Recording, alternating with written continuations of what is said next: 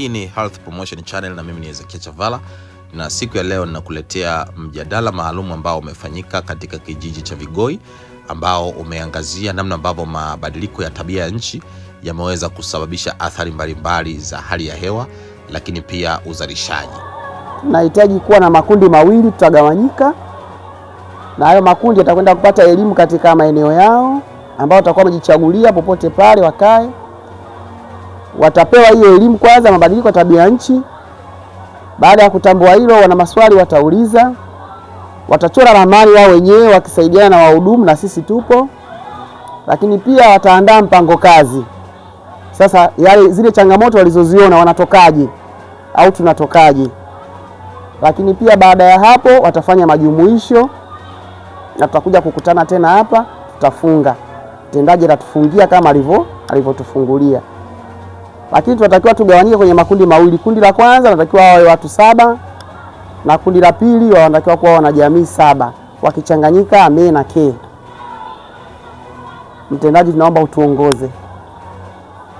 Asante. Moni, wadogo, habari zenu? Kwa majina naitwa Hadija Selemani Jaberi. Ni mhudumu wa afya ngazi ya jamii. Tupo pamoja leo kushirikiana kujadili mabadiliko ya tabia nchi. Karibuni sana. Leo hii unakuta eneo fulani limepitiwa na mto, lakini watu sasa hawaujali ule mto, wanauacha ukiwa mchafu. Wengine wanakuta wanakuja kujenga pale pale karibu na vyanzo vya maji, wanalima. Kwa sasa kile chanzo cha maji unakuwa hatufanyaje, hatukithamini. Kuna wakati kama sasa hivi unafikia tunasema jua kali tulime hata bustani, lakini sasa hata maji tunakosa kwa sababu kile chanzo cha maji kilichokuwa karibu yetu hatukifanyaje, hatukukitunza, si ndio? Naam, mpendwa mtazamaji, na huu mjadala uliendelea ambapo wananchi walipata nafasi ya kutoa maoni yao, wanaelewa nini kuhusiana na mabadiliko ya tabia ya nchi na wao wana mchango gani katika athari hizo za mabadiliko ya tabia ya nchi. Mabadiliko ya tabia ya nchi ni hali ya hewa inabadilika. Kwa mfano sisi hapa tumezoea angalau miaka ya nyuma napanda mazao kuanzia mwezi wa 10. Sasa hivi imebadilika mpaka kufika kwanza mwezi Januari au Februari mwaka unaokuja. Kwa hiyo hali hiyo kwa kweli inatuletea shida sana.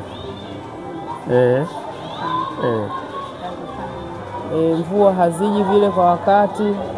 Miaka ya nyuma tulitarajia mvua zinaanza mwezi wa 10, lakini kwa sasa hivi ukakuta mpaka mwezi wa 12 mvua ndo zinanyesha. Naona ni sababu ya kulipua sana mawe, kukata miti ovyo.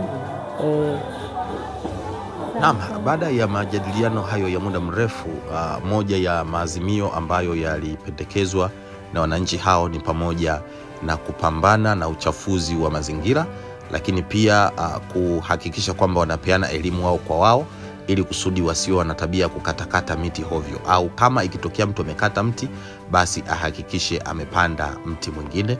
Lakini pia wamesisitizana namna ambavyo wanaweza kaepusha uchafuzi wa mazingira kwa kutupa takataka hovyo.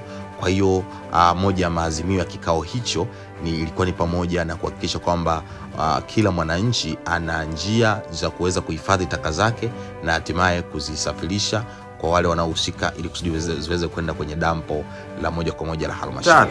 Sisi wananchi wa Vigoi tumekubaliana kupambana na changamoto. Wow, hongereni sana.